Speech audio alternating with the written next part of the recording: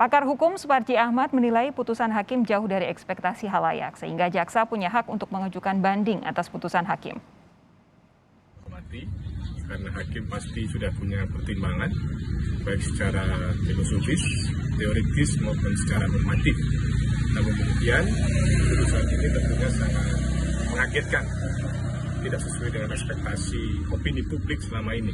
Oleh karena itu, jaksa punya hak untuk melakukan banding.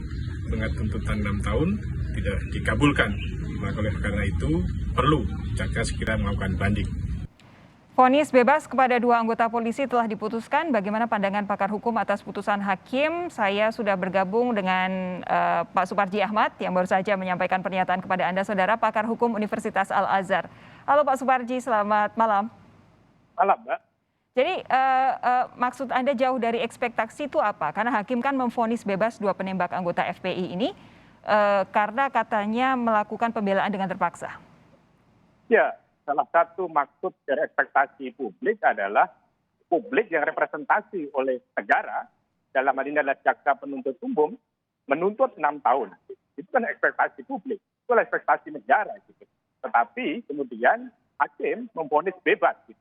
Terlepas dari maupun vonis tadi, kita menghormati putusan hakim tadi. Karena memiliki keyakinan, memiliki alat bukti berdasarkan fakta persidangan. Dalam konteks mengambil sebuah putusan, setidaknya ada beberapa batu uji, yaitu ideologi, konstitusi, teori asas dan filsafat hukum, serta peraturan perundang-undangan yang berlaku. Itulah yang dijadikan dasar untuk mengambil sebuah putusan. Dalam konteks perkara ini menggunakan pembelaan terpaksa pasal 49 KUHP. Yang jadi persoalan adalah apakah pembelaan terpaksa ini terpenuhi atau tidak. Karena setidaknya ada 2 hal yang mensyaratkan pembelaan terpaksa itu, yaitu subsidiaritas dan proporsionalitas.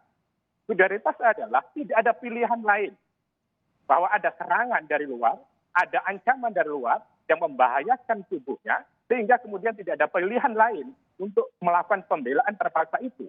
Pada sisi yang lain, pembelaan terpaksa ini harus proporsional gitu.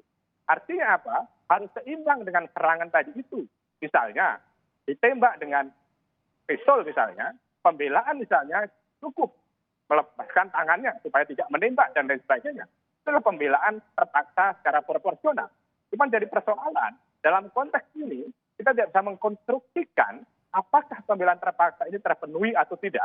Mengingat bahwa korbannya itu sudah meninggal, bahwa korbannya sudah tewas. Itulah yang terjadi dalam konteks ini.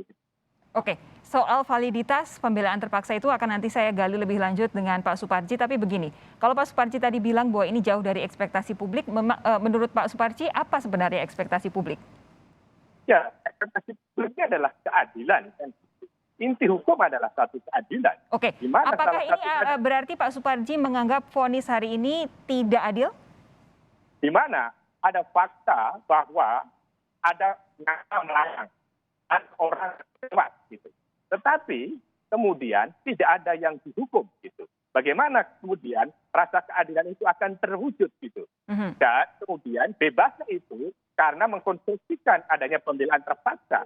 Sedangkan pembuktian pembelaan terpaksa itu sendiri terhadap serangan dari luar itu masih perlu diuji lebih lanjut. Oleh karena itulah, maka memang perlu ada satu mekanisme pengujian, salah satunya misalnya mekanisme banding. Tetapi sekali lagi, kita menghormati ya, putusan yang telah dijatuhkan oleh majelis hakim. Dan dalam konteks hukum pidana bahwa asas res judicata berlaku.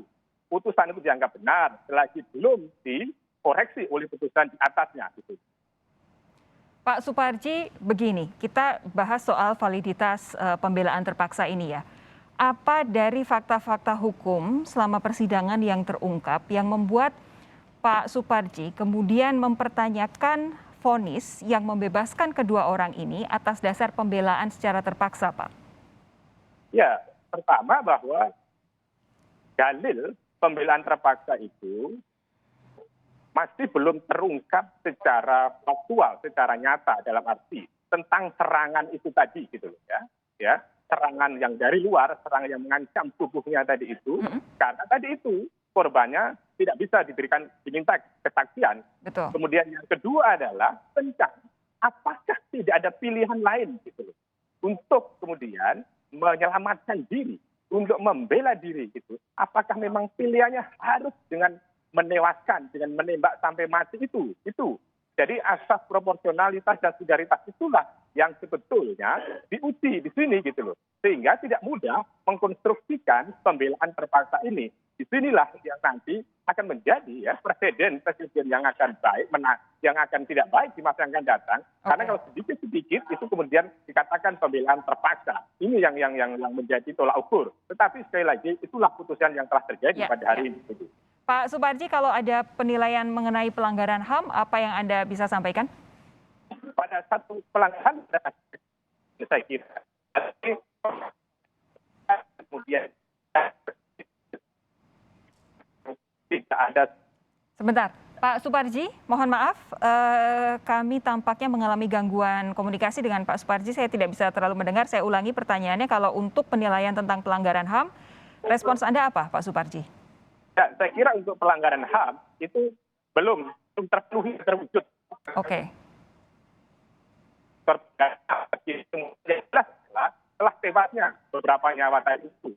Tapi kalau konteks penilaian HAM, kemudian ada Komnas HAM yang menilai, dan kalau kemudian dibawa kepada peradilan HAM, tentunya adalah lebih rumit lagi itu. Itu saya kira terlalu jauh kalau kita mengaitkan dengan adanya peradilan HAM. Tapi terakhir Pak Suparji, menurut Anda apa yang harus dilakukan oleh Kejaksaan untuk langkah selanjutnya? Kejaksaan untuk saya tidak dikabulkan SKB, maka perlu banding. Itulah kemudian menilai atau dalam konteks putusan bebas.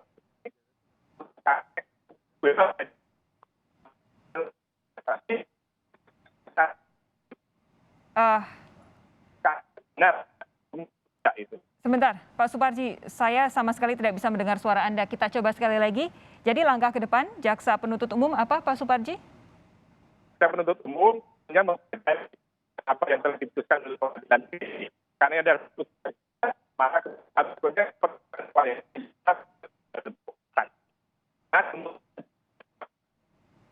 ada putusan bebas dalam hal ini, gitu ya.